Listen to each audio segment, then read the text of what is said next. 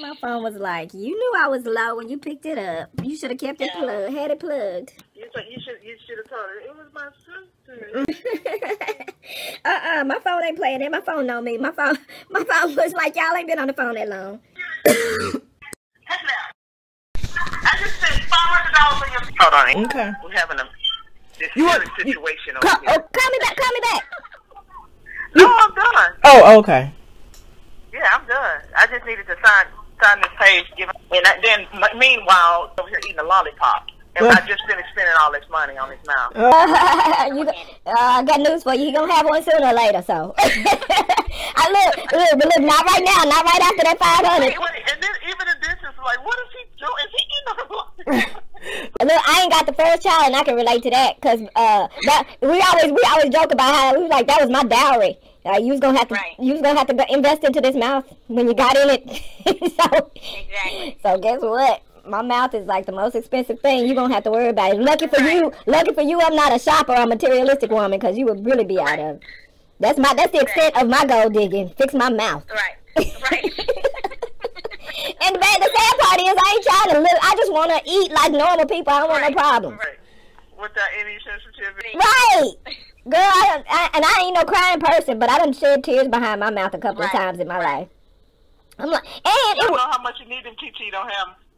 It's like, I don't know how much you need those teeth you don't have them. Man, it was just like, and it wasn't even just, the teeth were bad enough alone, but on top of that, then can't find a decent dentist. Like, do none of y'all just want to fix my mouth? Because I know this your job and you got to make money, but like, I'm trying to have an operating functional grill. Right. Like, what's with this whole, the more, I'm telling you, the older I get, the more I learn about this pharmaceutical industry, the whole system, I'm just like, ugh.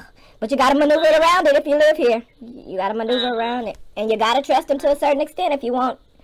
You know, I'm at the point where now the sole purpose of my doctor, at this point, any doctor I see, medical professional, is to order the test that only they can order. Right. And we signed up for the, all the Gazelle and all this where you get your results on your phone. Oh, okay. So my main thing is, I listen to what they say, but my main thing is for them to order the test that I need to get the results on, see what the results mean, and see how we need to treat it from there. So we're pretty much our own doctor, but you gotta have them to have the test done to see how they, how your levels and numbers come out, your creatine and all them meanings and stuff. I know way too much more about that stuff than I should ever have to, but at the same time, you can't just trust no doctor. You just can't, but you have to at the same time, to a certain extent. I'll tell you, when last time at an emergency situation, I thank God we ended up going to the ER before we had on the same day that the doctor's appointment was finally scheduled. It takes so long by the time it be done kill you by the time you get into the actual doctor.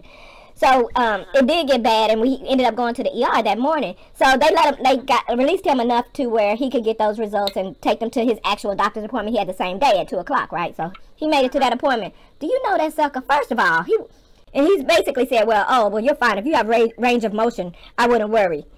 I wouldn't even have these tests done. I wouldn't get an MRI or CAT scan or anything. And I'm like, man, you know what? And we didn't even have to we knew each other. We was like, at that point, we was like, let's just wrap this appointment up and get out of here. And I'm glad we went to the ER first, because we would still be scared that he was dying or some mess if we hadn't, had the vital test done to make sure it wasn't no. Right. Yeah, one lady asked him if he did any illicit drugs, and so he said no, because he don't do no illicit drugs. Right. He's honest on his paperwork, so she know what was on his paperwork. He said it helps me sleep, and so he said that's the only thing that does help me sleep.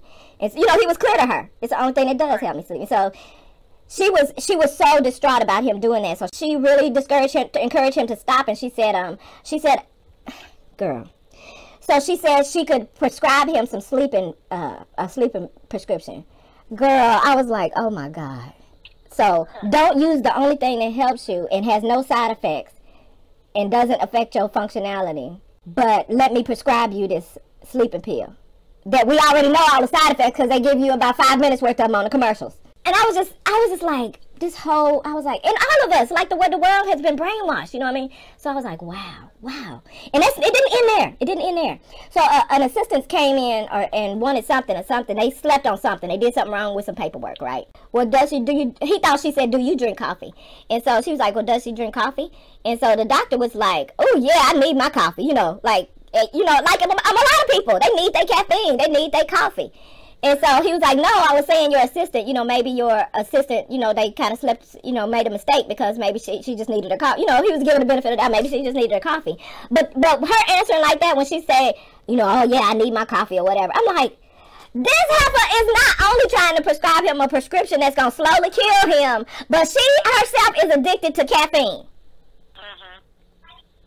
I'm just tripping off the fact that he's a grown man and she felt the need to, you know, cause an office level intervention. But you don't get why? Because everybody's been brainwashed. It doesn't matter. I mean, whether it's bad or good and different. I mean, she spoke her piece. She should have left it alone. And I don't understand why. I don't know. Something happened to her as a child. I don't know. You know what happened to her? The same thing happened to her that happened to everybody.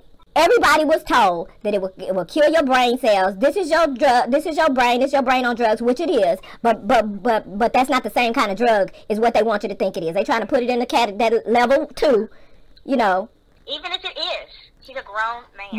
To me, that's not where my head is stuck at. My head is stuck at this. Grown man or not, this is a physician who is even outside of her. Even if she's trying to do the right thing, even outside of that, the bottom line is she wants to prescribe you a poison.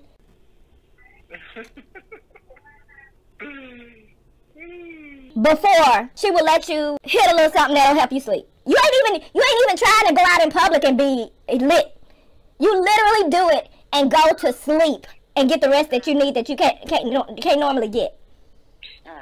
And here this prescription is, you will literally do shit in your sleep. Get in your car and drive somewhere. You know what sleeping prescriptions do. Yeah. You know what I mean? Attack other organs. They don't discuss how much they throw it out there, but they don't address how they attack your. Yeah, I said it.